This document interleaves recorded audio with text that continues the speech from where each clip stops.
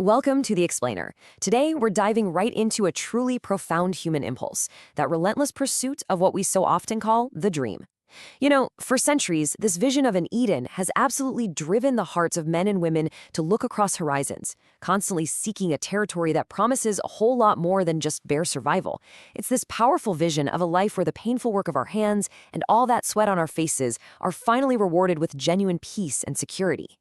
Now, if you've ever felt the absolute exhaustion of chasing wealth and stability, or maybe you felt caught like a stranger in a country that's not your own, we really need to look at how ancient history reveals the exact origins of this deeply ingrained hunger.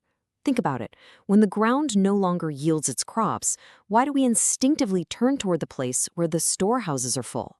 To really understand this, we've got to go all the way back to the very beginning of the narrative. Which brings us to Section 1, the original blueprint, Echoes of Eden. I want you to imagine a story that kicks off in a garden of absolute perfection, a place where quite literally every single need was effortlessly met. The ancient sources describe this incredible place, where the water was completely pure, the gold was good, and the land just generously provided without any struggle whatsoever. Every tree was pleasing to the eye and good for food. It was the ultimate sanctuary, a spot where the famine of the soul was completely, perfectly satisfied by the abundance of the land. But here's what's really interesting about this. The transition out of that paradise introduces this concept of painful work and the sweat of your face. This specific moment in the ancient texts birthed our eternal collective longing to somehow return to an Eden-like sanctuary.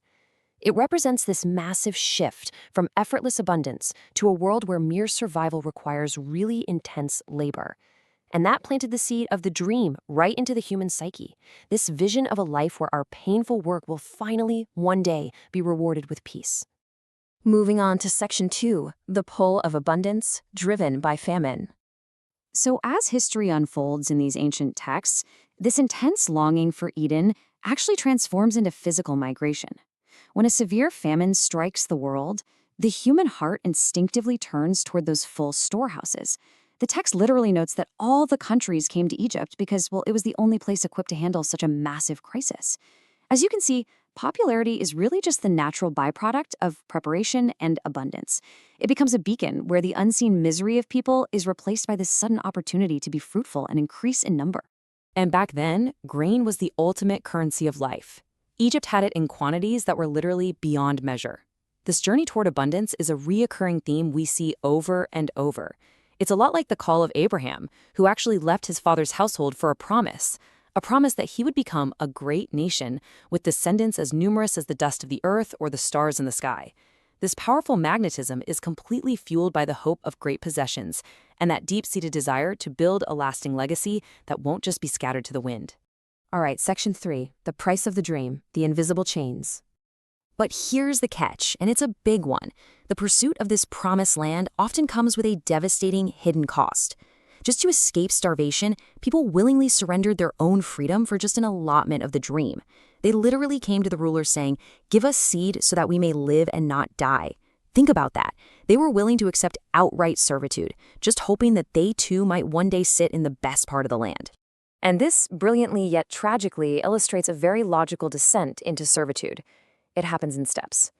First, all their money is spent entirely just to buy grain. Then, when the cash runs out, the livestock is traded away. And finally, when absolutely nothing else is left, they sell their land and their very bodies into permanent bondage. It perfectly shows how the earthly pursuit of plenty can slowly, systematically strip away everything until only invisible chains remain. Which leads us to a pretty profound question. Does reaching the geographical land of plenty actually cure the famine of the human soul? Well, the history of those who actually reached these lands teaches us otherwise. We see this incredibly stark contrast between those who feasted and drank freely and the invisible servants who felt completely discarded in the wilderness. The popularity of a wealthy nation very often masks a much deeper famine, one that literally no amount of silver or grain could ever cure. That brings us to Section 4. A different kind of kingdom, flipping the script. So to address that deeper hunger, the narrative makes a massive pivot to the paradigm-shifting teachings of Jesus, who completely redefined what the promised land even is. Instead of a kingdom built on the thrones of the mighty or the endless accumulation of wealth, he introduces what we can call upside-down blessings. He specifically directed his kingdom toward the poor in spirit, the meek, and even little children, finally addressing that hidden hunger that material wealth could never, ever reach. He explicitly warned against storing up earthly wealth that just decays over time, treasures that are subject to moth and rust. By pointing instead to treasures in heaven, he fundamentally changed the currency we should be chasing. The true promised land isn't a geographical location. It's definitely not a full bank account. It's actually a place of eternal security and true rest for the soul. He asks this incredibly striking question right here. Isn't life more than food and the body more than clothes? He's pointing out that our lives were designed for so much more than mere physical survival and this endless, exhausting accumulation of grain and gold. It's a brilliant, direct challenge to that whole mindset that was forged all the way back in the days of the Egyptian famines. And finally, Section 5, satisfying the hidden hunger, the true promised land.